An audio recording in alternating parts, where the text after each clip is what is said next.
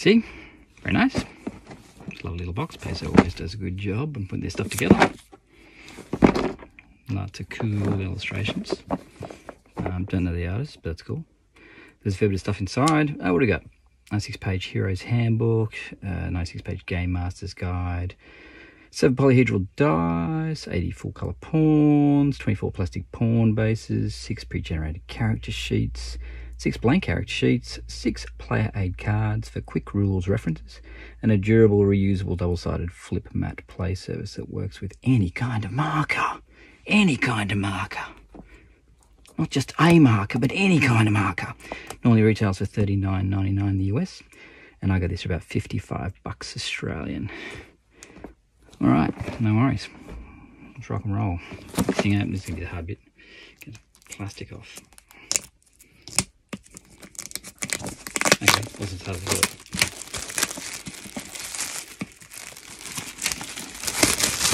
All right, rock and roll. Let's open it up. Woohoo! Look at that. Put that there. Look out the dice. Oh, pretty straightforward dice. Nice quick ones. That's fine. Put that in there. We've got bases. And then obviously work with the pawns. We've got, whoa, Munchkin cards. Munchkin Starfinder cards. Well, there you go. Didn't know those were going to be in there. That's all this stuff. This is a, before you go any further, read this page to help you get started with the Starfinder beginner box. Blah, blah, blah, blah. Just goes through all of the stuff you've got. If you want to be a hero, start playing now. Grab one of the pre-generated character sheets. You want to be a hero, make your own character. You want to be a game master, read the game master. It's got all pretty obvious stuff anyway. If you're on your own, it's got a solo adventure. Because if you're on your own, you've got no one. You can just play by yourself, with yourself, as it were. Okay, these are all the components. Nice, very professional, very glossy, very shiny, lovely. Whoa, these are for the players. What can I do on my turn? Blah, blah, blah, blah. Actions and stuff, resting, and on the back, conditions. Flat-footed. They're very nice, all very glossy, so they won't get wrecked while people are eating pizza at the table. That's pretty cool. So look at this stuff. What's all this stuff? What's all this stuff? This is the character sheet. And I assume this character sheet is a lot simpler than the regular character sheet, because this is designed for starter players. But I could be wrong. Don't know, I haven't played the game before, so I have no idea. So, strength, dexterity, constitution, intelligence, wisdom, charisma. Racial traits, class features, feats. Very similar to D&D. Skills, less than D&D. Armor, saving throws, uses fortitude, reflex, and will, from like in back old 3.5. Melee and rage attacks. Weapon fusion. I don't know what that is, but I'm sure it's something to do with your weapons, because it says so. Anyway, there's a bunch of those. All right, what's all this stuff? Let's get the rest of this junk. Ooh, I've gone right to the bottom. Come on, get out of there. Yeah, what's that? Oh, that's like a thing that tells me other books. Ooh, Starfinder. That's at the bottom of the box. We shouldn't have looked at that yet. Okay, let's go back. Here we go. Hero's Handbook. The Hero's Handbook is obviously for heroes. Whoa, that's nice. Very glossy, lots of cool art. There's the solo story that you get to play at the beginning. It's an introduction to the game. Example of play. What else we got? Getting started, basic concepts. Character creation overview. Creating a character. Choose your race. Androids, humans, Lashunta, Shirin, Vesk, and Yosoki, which are like rat folk. Bounty hunters, so these are the themes. Bounty hunters, icons, mercenary, outlaw, priest, spacefarer. I'm assuming there's more of these in the core rulebook. This is just a beginning set, so they just want you to, you know, learn a bit about the basics. Okay, classes, envoy, mechanics, mystics, operatives, soldiers, and technomancers. So you can use magic and technology in this game. Fair enough, that's all good. Ooh, resolve points. Intrinsic reservoir of grit and luck. It allows you to carry on even when all seems lost. Determine your total number of resolve points. Add one to your keyboard, blah, blah, blah, blah. I'm not going to go on all that stuff. Choose your skills, feats, equipment. Oh, pretty easy. All pretty straightforward. Class suggestions. If you want to get started quickly, tell you what feats and equipment and trained skills and stuff for suggestions of particular classes. Makes it nice and quick. Goes through the races. Talks about them, very straightforward, very simple sort of stuff. Let's see, themes. Let's have a look at one. Priest. You're a member of an organised religion or similar association. Your faith, whether you developed as a child or you came to believe later in life, is an integral part of your character. You might travel the stars, proselytising your deity, or which church might have sent you to make contact with another like-minded group. No matter what obstacles life puts in your way, you always have the conviction of your beliefs to fall back on. So you choose a deity you venerate. Generally, you should select a deity with an alignment similar to your own. You gain a +5 bonus to culture and mysticism skill checks to recall knowledge about religious traditions, religious symbols, and famous religious leaders. You gain mysticism as a class skill. It even goes through the steps. After you write down your theme, class, skill, and theme knowledge, go to page 15. We're back here somewhere, back 15, because that's what page numbers are for. To show you where to go. There you go. And blah, blah, blah. All right. These are the classes. Ooh. Okay, there's only got a couple of things for each class level. So obviously you can go up to 4th level. That's not bad. I love the art. The art's really cool. Really cool. Very, very nice indeed. Mystics. Ooh, spells. Detect radiation. Well, I guess you would need to do that in a science fiction universe, wouldn't you? Psychic kinetic hand, which can be used for all sorts of stuff. Mind thrust. Oh, some of these names sound a bit wrong, but anyway, let's move on. All right, operative. Weapon specialization. Soldiers. Technomancers. Well, they got spells too. Oh, traditional, like dancing lights, detect magic, and some different stuff like telepathic message. Well, they got psychokinetic hands. Is that a mage hand, I guess? Detect radiation, slow fall, supercharged weapons, supercharged weapon. 4d6 additional damage.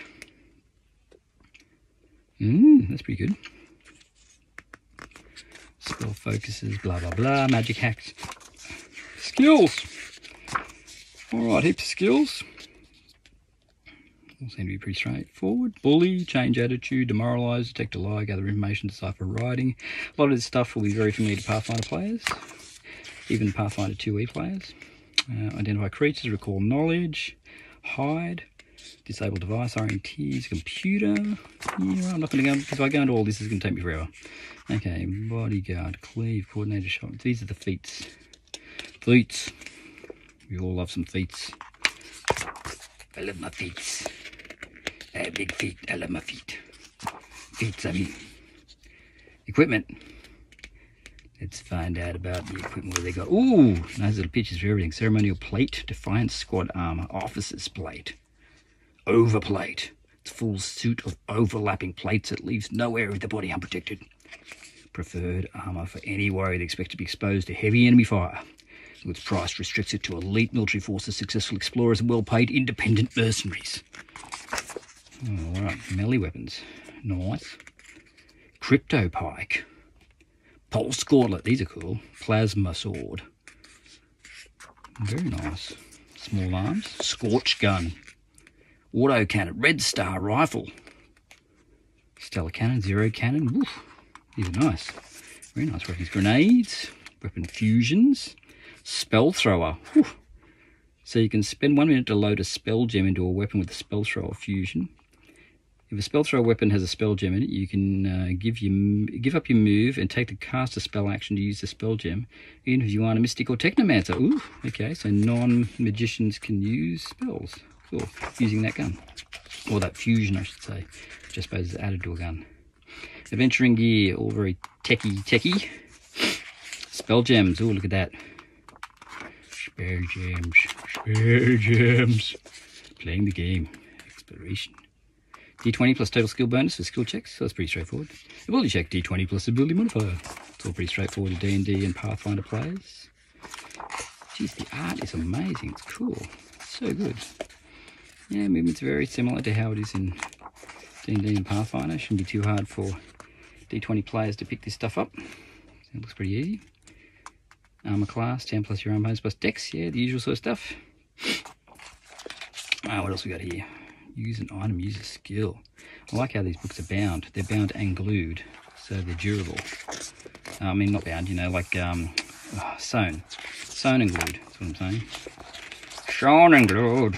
That's right. Injury, death, healing. Hit points, resolve points, death, healing, monster, and NPC death.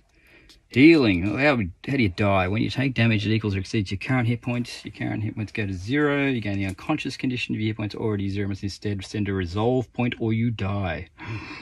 Ooh, okay. If you have 0 hit points, you have the unconscious condition, blah, blah, blah, blah. Yeah. When your dead soul leaves your body, unable to act in any way. Ooh, restoration gauntlet can bring you back. Okay, healing with resolve points. You can spend 1 resolve point, take 10 uninterrupted minutes of rest. Learn to read, Stephen. Learn to read. Saving throws. Usual sort of stuff. Ooh, conditions with nice little pictures. Off kilter, you are disoriented and floating in 0 gravity. You have the flat-footed condition.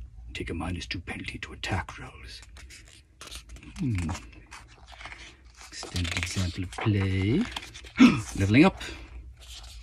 Beyond 4th level. Buy the book. That's what I want. Buy the big book. Big expensive book.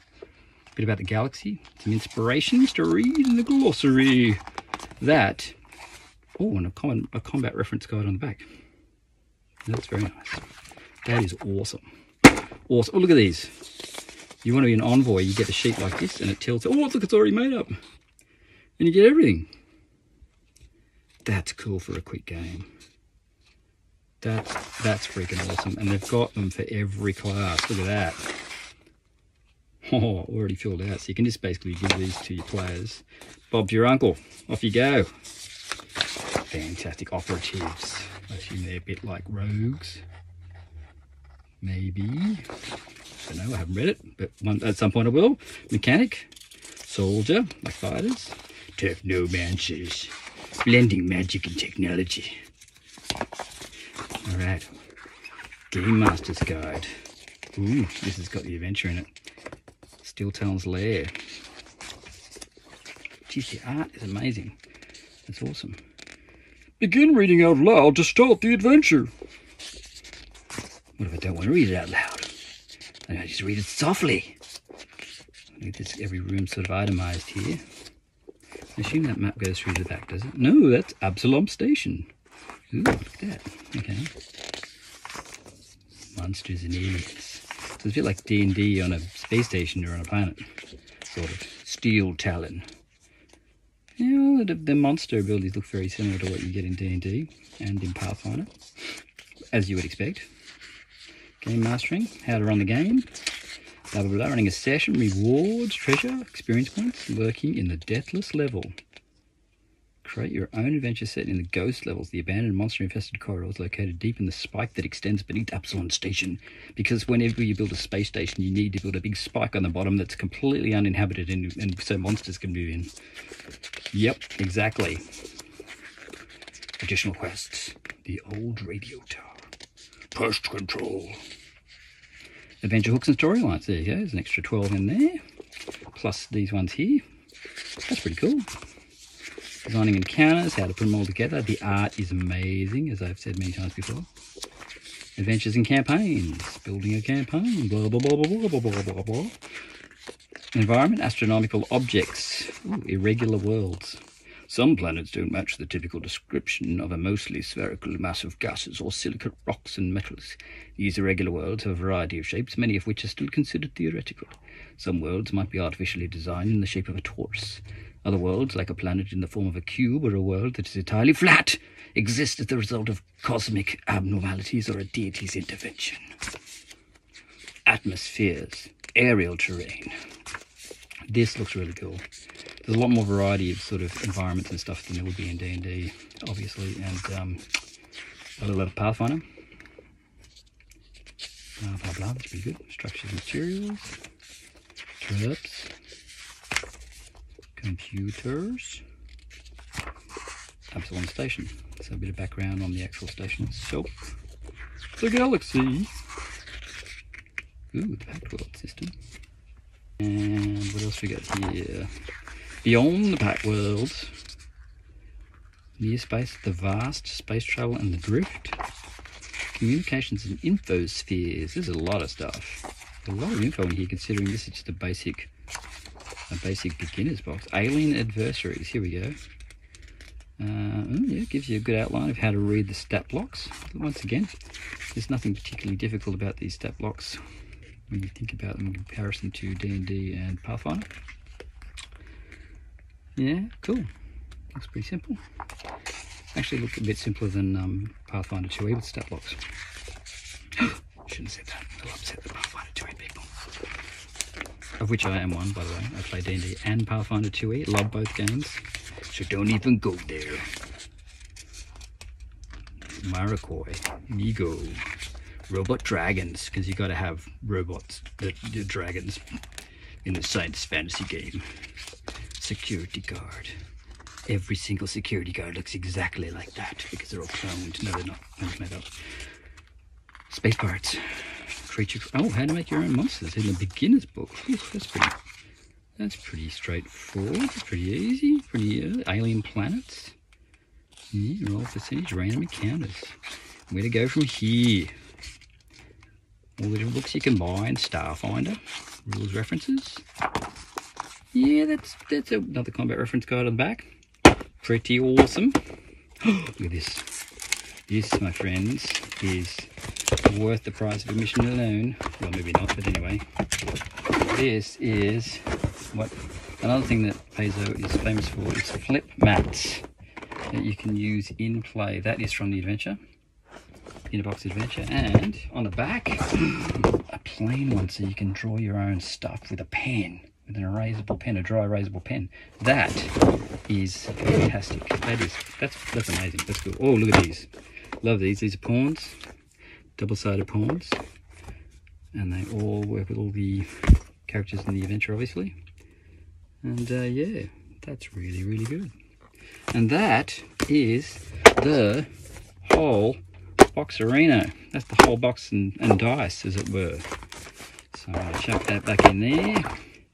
I'm going to chuck those back in there. This makes me want to play it even more now that I've opened it up. So yeah, this is well worth the money. This is fantastic. What a buy. What a buy. What a buy. What a Dubai. Dubai. If I was in Dubai, I'd be rich, and I'm not, so I'm not in Dubai. Okay, Starfinder beginner box. Really good. Oh, upside down. Well worth the money. Go out and buy it.